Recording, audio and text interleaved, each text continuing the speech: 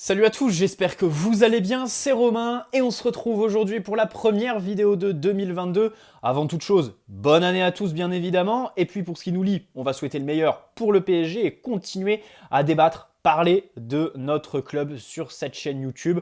Pas d'objectif, pas de je sais pas quoi, simplement allumer la caméra quand on en a envie, vous regardez quand vous en avez envie, quand le titre vous plaît, bref. Et j'espère aussi que 2022 sera l'année qui va me permettre de lancer ma seconde chaîne YouTube. Normalement, si tout va bien, ce sera le cas. Ça n'a rien à voir avec le foot, je vous préviens tout de suite. Bref, commençons évidemment cette nouvelle année avec le dossier chaud, c'est Mauro Icardi. Ça fait beaucoup parler, il y a pas mal d'informations qui sortent en fait depuis l'Italie. Notamment, il y a Di Marzio qui s'est prononcé, qui a tout simplement annoncé que la Juventus a demandé des renseignements sur Icardi auprès du PSG, des contacts qui seraient noués depuis déjà 2 semaines au minimum. Alors, l'été dernier, il y a déjà eu le feuilleton Icardi, il semblerait qu'il est reparti pour cet hiver, et alors, vraiment, pour l'année 2022, avant les trucs de mercato, on souhaite le meilleur pour le PSG sur le terrain, mais hors terrain, en termes de mercato, je pense que ça va être très très intéressant, même au-delà du PSG sur la planète foot,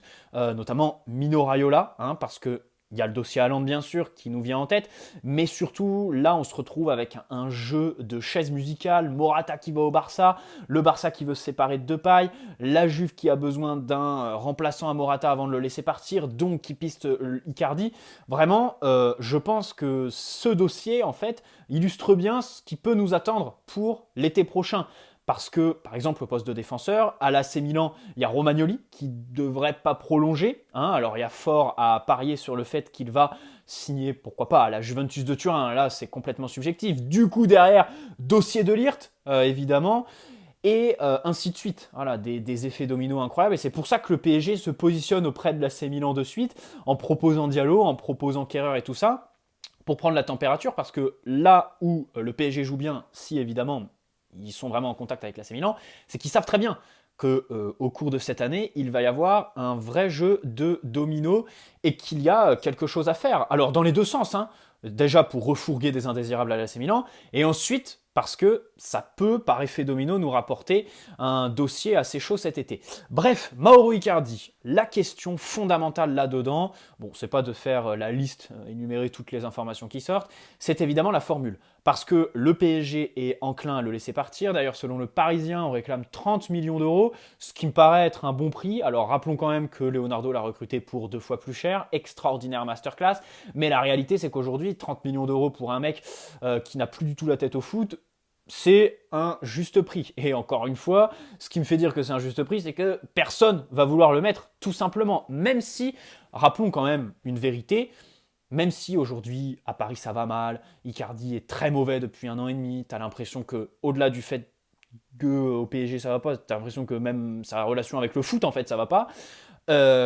En Serie A, s'il y retourne, évidemment, je pense qu'il y a de grandes chances qu'il se relance, tout simplement, parce qu'il a le profil. Et ensuite, sans rentrer dans le détail, on sait très bien que là-bas, il y a le cocon familial, il y a les enfants qui étudient, il y a Wanda qui a envie d'y retourner, qui est peut-être, on ne sait pas, ça c'est subjectif, mais qui peut-être en a marre de faire les allers-retours entre Paris et l'Italie. Donc voilà, vraiment tout ça me fait dire qu'un retour en Serie A, ce ne serait même pas une mauvaise chose pour Icardi et même pour le club qui le recruterait. Problème, la Juventus voit à très court terme en fait et ils veulent un prêt pour la seconde partie de saison avant de se concentrer sur un achat l'été prochain, bien évidemment, investir, recruter vraiment du gros niveau, alors que du côté du PSG, on espère évidemment soit un transfert sec dès maintenant, ce qui est très compliqué, soit évidemment un prêt avec une obligation d'achat. Parce que sinon, bon, tu te sépares du seul numéro 9 que tu as dans ton effectif, sans vraiment derrière avoir de garantie en fait. Et puis surtout, tu le prêtes,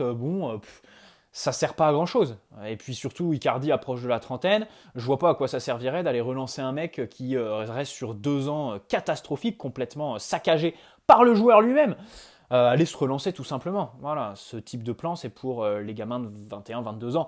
Alors que, voilà, aujourd'hui, Icardi, c'est ici tout le problème en fait. Donc, pour moi, évidemment, Icardi, c'est obligation d'achat ou rien. Visiblement, c'est la tendance au PSG. On espère que la Juventus va être enclin. Alors, il y a vraiment quelqu'un qui joue en notre faveur, c'est Massimiliano Allegri. Il adore Mauro Icardi, depuis l'été dernier, évidemment, de longue date aussi. Donc, On espère qu'il va faire pression et qu'il ne va pas découvrir qu'il y a d'autres attaquants comme Mauro Icardi sur la planète foot aujourd'hui. Ils ont d'autres pistes, mais vraiment Icardi aujourd'hui paraît la plus crédible, on va dire, pour eux. Et puis du côté du PSG, déjà obligation d'achat ou rien. Et ensuite, il faut évidemment avoir un numéro 9 derrière. Alors ce qui est facile, évidemment, c'est que quand tu te sépares d'Icardi, tu peux pas viser bien haut pour le remplacer, tellement lui était lamentable. Donc ça peut être, je sais pas, une solution comme faire revenir Kalimundo de prêt à Lens. Ça paraît compliqué. Rappelons quand même que l'été dernier, Kalimundo, grosse masterclass encore une fois, on a payé pour le faire revenir de prêt pour 2 mois après, le renvoyer en prêt là-bas. Ça, c'est vraiment pépite et la cerise sur le gâteau. C'est l'amende qu'on prend pour avoir accepté une clause proposée par l'Inter Milan alors qu'elle était illégale, interdite par les règlements. Je parle évidemment de la clause qui stipulait qu'on devait leur verser telle somme si on revendait Icardi à un club de Serie A. Bref, assez lunaire, masterclass sur masterclass. Donc voilà, alors ça peut être Kalimundo, ça peut être un jeune, ça peut aussi être un joueur avec de l'expérience, évidemment. De tête, je pense à Luis Suarez, même si déjà, avant tout, ce serait un petit aveu de faiblesse face à Thomas Tuchel, qu'il demandait d'ailleurs au Mercato 2020 après la finale de Ligue des Champions. Je ne dis pas que c'est une bonne ou une mauvaise idée, hein, je dis juste le premier joueur qui me vient en tête. Voilà un petit peu l'état des lieux au poste de l'attaque. Alors l'équipe a confirmé l'intérêt du PSG pour Ousmane Dembélé. Du côté du joueur, le PSG est une option, il ne fait pas l'unanimité en interne et il y a eu des contacts informels avec son entourage. Donc c'est aujourd'hui compliqué, hein. J'ai l'impression qu'en fait au PSG, on a bien ciblé, qu'il faut acheter quelqu'un de virevoltant sur le côté évidemment, qui apporterait un petit peu d'explosivité. Bon, il faut concrétiser tout ça bien sûr. Dans l'idéal, pas par Dembélé. On a l'impression que c'est un peu la situation, la solution low cost. Voilà, c'est dommage, c'est dommage. Même si, encore une fois, je suis pas à 1000% contre l'arrivée de Dembélé. J'ai fait une vidéo sur lui, je suis pas anti-Dembélé à 1000%. Mbappé, alors là, il y a eu une information RMC Sport, mais elle est sortie il y a longtemps déjà, j'ai juste oublié de la caler dans ma dernière vidéo, qui disait que ça y est, il y a des discussions depuis le mois d'octobre, le PSG y croit encore, et le 1er juillet, quand il sera présenté au Santiago Bernabéu, le PSG y croira encore, on va encore y croire, allez les gars, mais à un moment donné, faut peut-être se préparer, quoi. Établir un plan au cas où ça ne fonctionne pas, en fait on n'arrive pas à le prolonger bien sûr.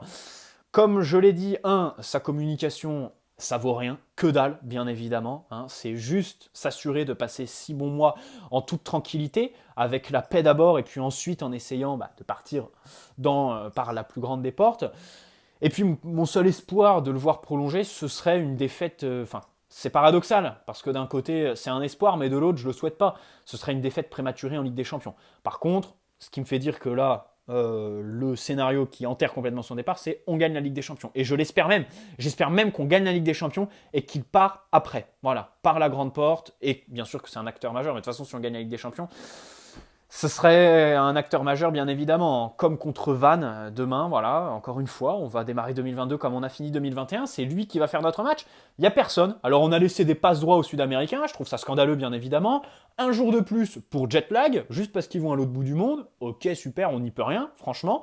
Je vois pas quelle est la différence entre un Kimpembe et un Neymar, même si, bon, lui, il est blessé, il reste au Brésil. Ça, là-dessus, pas de problème, qu'il aille se soigner au Brésil. Personnellement, par contre, ça, je m'en fous.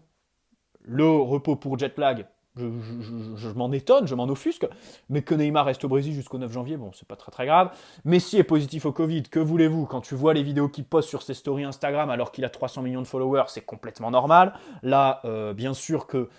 en fait, je me dis, en France, on se plaint souvent qu'on fait des polémiques pour rien. Bon, c'est vrai que le Covid nous casse les couilles. Mais là, je me dis, il n'y a pas de polémique, en fait. Mais il y a quand même quelque chose, tu vois. Le mec, il a 300 millions d'euros, n'importe quoi, 300 millions de followers sur les réseaux, il s'affiche en faire la fiesta en Argentine et tout ça, la situation sanitaire. Bon, je me dis, ok, ils peuvent profiter de la vie. Ok, chacun a son avis sur le Covid, mais moi, je le vois pas dans le sens là, je le vois pas dans le sens il fait la fête, Covid et tout ça. Je vois dans le sens que sa communauté, c'est des jeunes en fait, voilà, c'est évidemment une personnalité publique et t'essayes un petit peu de te ménager, voilà. Alors bon, il est passé au travers des mailles du filet, et évidemment il est positif, ça c'était plus que prévisible. Bref, on va pas s'éterniser là-dessus. C'est à peu près tout ce que je voulais dire, et si je viens de finir le match du Real Madrid contre Retafe, j'ai trouvé deux, trois petits trucs intéressants. D'abord, on est tombé sur un scénario Bien Ligue 1, bien Ligue 1, hein, bien PSG 3, samedi 17h, Canal Plus Sport, Habib Bey au commentaire, avec un bus, bien évidemment, une erreur individuelle, boum, en tout début de match, et évidemment, eh bien, après Retafe qui se recroqueville dans sa surface, et le Real Madrid qui est incapable de faire des différences devant. Et comme je le disais, je commencerai par là, Vinicius était absent. Il a le Covid, d'ailleurs, ils ont eu une sacrée hécatombe cette semaine. Et dans ma vidéo après le tirage au sort, je disais, c'est une équipe qui fonctionne à la dynamique. Aujourd'hui, oui, ils impriment un super football.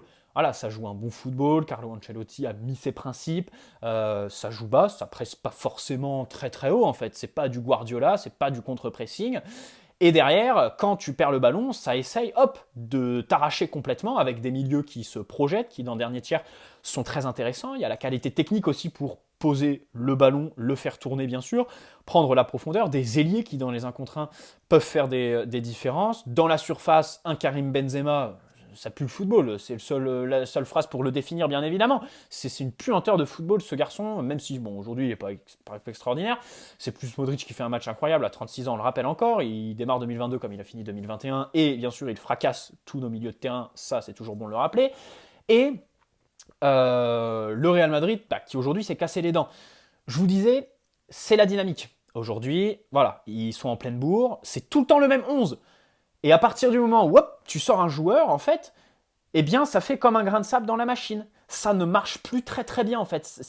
C'est vraiment très très bien huilé, mais il y a beaucoup de conditions pour que ça reste, en fait, en termes de régularité. Alors oui, c'est le premier match de 2022, oui, en face, bah, Retafe ont bétonné, mais attention, il y a l'erreur individuelle quand même en début de match, voilà. Et deux, évidemment, ils ont eu des occasions, ils ont été incapables de, dans les 30 derniers mètres, faire des différences. Hein, en première mi-temps, je crois que les 3 premières occasions, c'est 3 fois le milieu de terrain qui est au dernier geste. Alors, en tant que supporter parisien, on est jaloux, bien évidemment, de voir des milieux qui se projettent et qui réussissent à faire peur à l'adversaire. Mais en tant que madrilène, enfin, pour les madrilènes, tu te dis, bah ouais, mais ça veut dire que nos attaquants, ils sont pas capables de, voilà, faire des différences. Ce soir, évidemment, cet après-midi, pardon, les ailiers, bon, Rodrigo et Asensio n'ont pas été bons.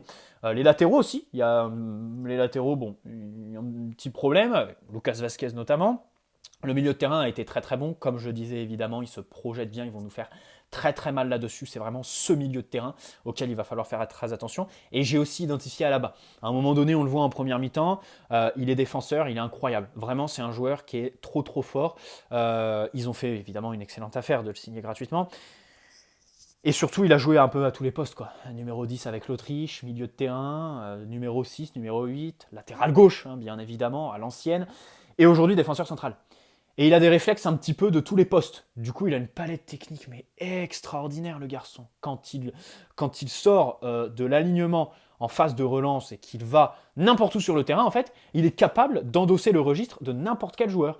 Partout où il est sur le terrain, t'as l'impression qu'il est à son poste, en fait. C'est un truc de fou. J'ai trouvé la phrase qui résume David Alaba. Peu importe où il se trouve sur le terrain, t'as l'impression qu'il est à son poste, qu'il est au bon endroit et qu'il est capable de absolument tout faire. Donc ça va nous faire très très mal, ce fameux dépassement de fonction, bien évidemment. Sinon, pas grand-chose à signaler. Dépassement de fonction, je sais pas, pour prendre une situation concrète, il peut apporter la supériorité numérique face justement à nos latéraux sur les côtés. Donc ça, il faut faire attention. En plus des milieux de terrain qui sont très très bons dans les demi-espaces. Ça pareil, c'est très très bon là-haut. Casemiro qui est plus qu'important bien sûr.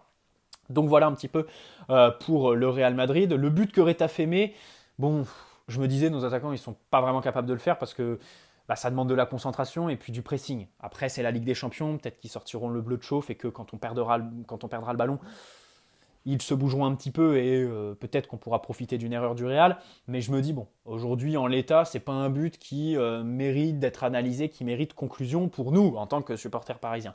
Voilà, dans chacune des vidéos, enfin après chaque match du Real, j'essayerai de placer un petit peu mon avis en fait, ce que j'ai vu et puis tout ça avec la double confrontation en ligne de mire et puis les petits enjeux tactiques. Donc aujourd'hui, ce que j'ai retenu, c'est ce milieu de terrain, Modric éblouissant encore ce soir, cet après-midi, pardon, je ne vais pas m'y faire, et David Alaba, le dépassement de fonction qui va faire, voilà, il va falloir faire très attention. On n'aime pas affronter les joueurs en dépassement de fonction, on l'a vu contre Manchester City, donc il va falloir faire vraiment être très concentré, hein, évidemment, sur David Alaba. Et puis si c'est Lucas Vazquez qui est titulaire au poste de latéral, bah Neymar, dans son nouveau rôle un petit peu là, sous Pochettino, délié, excentré, aura de quoi faire dans les 1 contre 1. On espère qu'il sera en forme. Allez, bonne soirée à tous. N'hésitez pas à poser un like si cette vidéo vous a plu.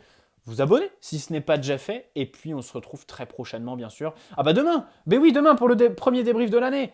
Bien sûr, PSG, Van PSG demain en Coupe de France. Allez, très bonne soirée à tous. Ciao les amis.